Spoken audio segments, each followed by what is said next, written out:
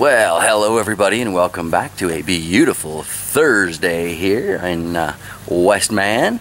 And I have to say I'm definitely looking forward to getting some of the work done on some of these permaculture projects today. However, before I get started on that, oh, he shakes his head.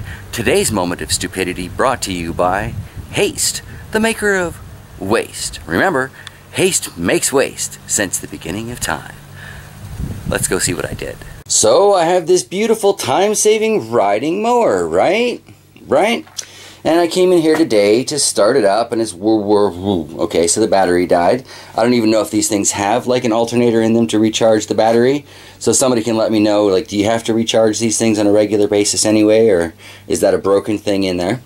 But anyway, as I was saying about our sponsor today, maker of waste, yes, a great company, Haste. Well, I threw the charger on the side here. I looked down, I connected it really quick, I plugged it in, I noticed a poof of smoke from the charger. I looked down and realized I had flippin' hooked the red to the black and the black to the red. I've had over 30 beat up just POS cars. I still haven't made that mistake, but today, because I was in such a rush to mow the lawn, cross-wired it, and now not so much as a whir, but the battery charger claims that it's fully charged. So my question for you wiser viewers is, did I just destroy my battery charger, my battery, or some sort of circuitry or electronics inside the mower? Has anybody done this before, and what am I going to need to do to fix it? Because that's really frustrating, and I was really enjoying my new toy. I'm hoping it's just the battery, or better yet, just the charger, but since there's no whir going on there, I doubt it. Rev, I think you said I can try jump starting this off the Jeep or something. I might try that, just to see if it's a tractor issue or a charger issue. But, as it is, I am kind of making this video in the hope that I'll be able to put it up today, because, well, the internet's down, our network is down, and I didn't get any calls to kind of go fix anything along the way. I did get an email that said it would be down for about half an hour today while they're repairing a broken piece in the system. Makes perfect sense. It's been 3.5 hours, so that is come and gone. And like I said, I didn't get any notification to go help with this thing, so it should have been an easy fix. And because we have an internet phone, one of those VoIP things, voice internet phone protocol, whatever the heck it is, yeah, we have no phone while the net's down, so I can't even call them and say, like, where are you? Do you need a hand? I have no net, so can I come assist? Anyway, so yes, I'm making this in the hope that I'll be able to put it up later. Might be a little bit late. Apologies for that, but if there's no net, there's no upload, is there? Anywho, let's go take a look at some of the permaculture type stuff, I guess starting with the rain collection, and then we'll move into the Hugel thingy that I'm working on. Yeah. So previously we had this white barrel tucked into the corner, just kind of freely catching the drip that came off of there. We were missing a lot when the wind would blow because it would just shoot it over the edge or over onto the porch. So I grabbed the IBC tote that I was using as a fish tank in the shop there. There's now, well, lawnmower repair bay. And we brought it over. I grabbed a piece of drain pipe. It was left on the property. I don't really care what was in it, so let's not talk about what that pipe is actually for. But since I put it in place, we've had a couple of our little torrential downpours. It's already filled up to just below that second line. So that's great. If I wanted to, I could attach something at the bottom there. I could drain some water out. But what I've done is, because this was set up as an overflow on the fish tank, is I'm just going to let it overflow into the white barrel here, and it'll fill it up that way. And I can still kind of have a hand washing station, which I really liked, and I was going to lose with this. But we've got the top of the IBC tote on here. It's kind of a bit of a mosquito deterrent. I'm going to put something on there as far as screen, but haven't gotten around to it yet. Not really enough water for it to be a concern, and same with this one. This gets disturbed rather a lot, and it does overflow skimming off the top here. So a lot of young mosquitoes get sucked away that way, and it can always be drained at the bottom. Holds an awful lot more water than just that little barrel used to, though, so that's good, because we had an awful lot of overflow in previous years, and I'd like to be able to catch that. Our rainstorms, as I said, are just a tiny little rain or a huge rain, so I need to be able to catch the huge rains to make it in between until the next one. So that is why I like things like that nice full tote right there. So we have this brush pile here, right? Like I've talked for, well, 2.5 years, probably almost 3 now, about doing something about it. It's all kind of been sitting here drying, and as I've cut down more of those, what are they, spruce? I'm pretty sure they're spruce trees that are blocking my future garden sunlight. I've been adding them to the pile. Problem with that is that this is mostly apple wood that we see here now. I've been trying to remove the, well, spruce, because I was advised to save the apple wood and chip all this up for smoked meats and stuff. Apparently it is the bomb for smoking foods. So I figure, why not? I've got it, I might as well use it. But unfortunately it's in the way, because that is exactly where I want to break ground for this Hugel mound swale thing that I intend to build. So I kind of need to transfer all this junk still. But my basic pile of spare logs is pretty much good to go. We've got the really long stuff here, I've got the slender stuff there, the chunkier stuff there, some more chunky stuff there. I've taken a large machete type knife. It's probably a meat cleaver of some kind, but I'm using it like a machete. And I've just kind of been breaking off all the branches, making piles like this all over the place that I do intend to slowly burn my way through. But you have to be slow with it, because this stuff is so tiny, it flashes up into this huge flame, and I really don't want to set the neighborhood afire. I just want to, you know, get rid of some scrub brush, as it were. So all this needs to be cleaned up and added to here. But as we wander over, we can see a big brown patch from where that pile was sitting for so long. So I kind of want to rake this up and get more of the needles out of it, let the grass regrow a little bit before I kill it off. Still, it'll get over here sooner or later and make it into the fire pit, eventually become charcoal and ash that'll make it into the garden. But yeah, since I now have a use for this apple wood, I need to find somewhere to store it. I think I'll probably just toss it behind the long shed for now.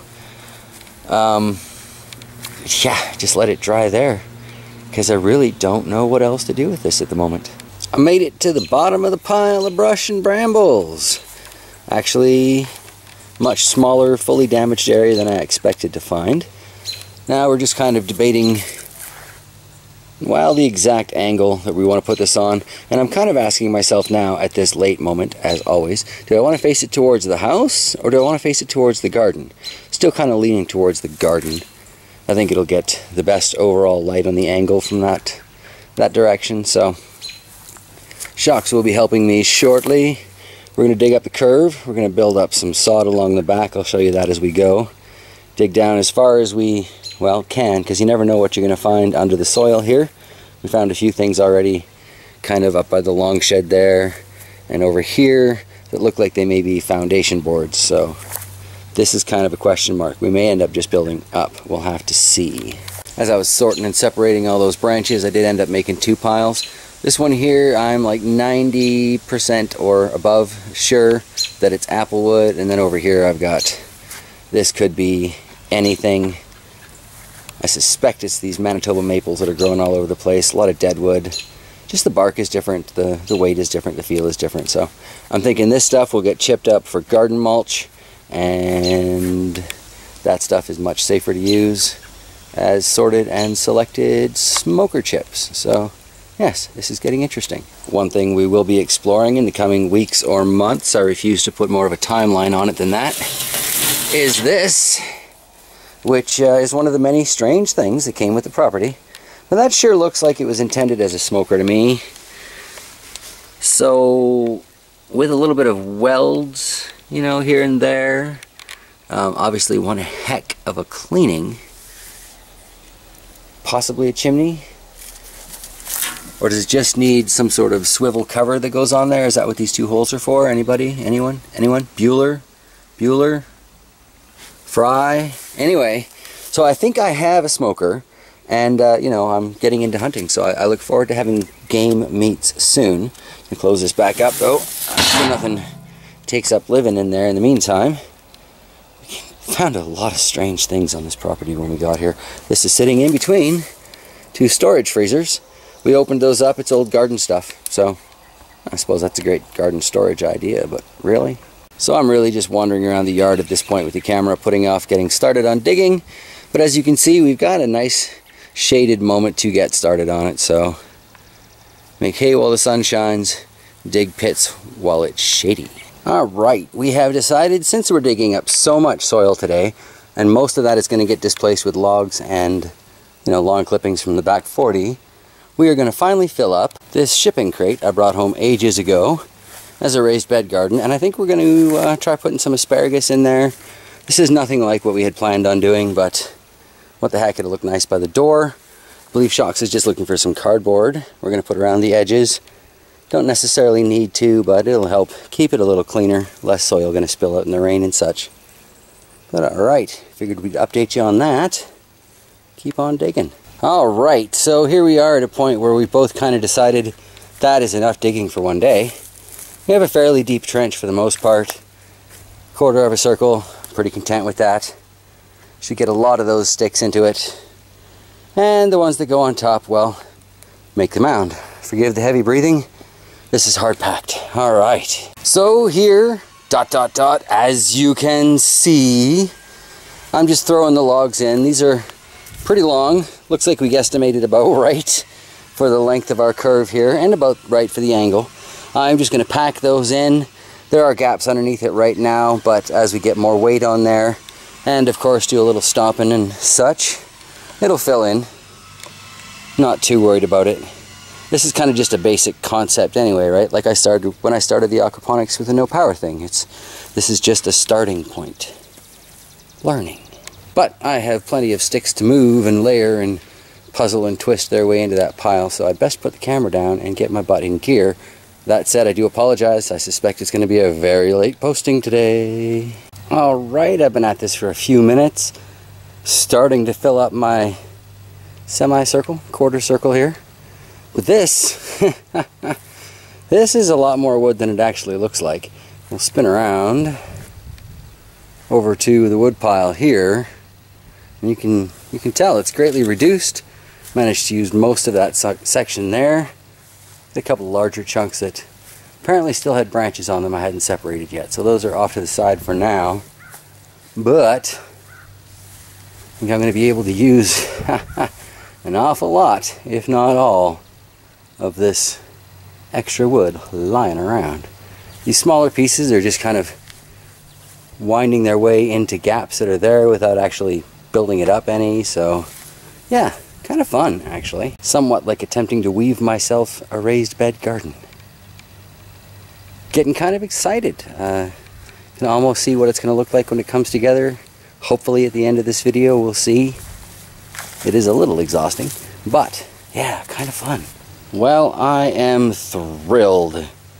The little bit that remains here, like those still branching ones there and these little tiny ones here, I figure they can just remain and be kindling, and I am just blown away by how much wood our little trench has absorbed. Now that's it. I have to go in and get myself some water.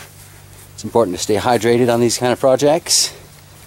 Then when I come out, I think I'm going to start grabbing the long grass that I've piled up in front of the shed and piling it on top of our mound here. Still got a few hours of light left, so work, work, work. Alright, here you can see the next step in our little game. Shocks is just tamping down some of the lawn clippings that have been waiting in front of the long shed. Apparently our tool has come apart on us. It's a real good thing. Didn't do that when I was using it to dig the trench, because that would have really hurt hitting me in the back of the head. And as you can see, it falls apart. Wave to the camera. Hello everyone.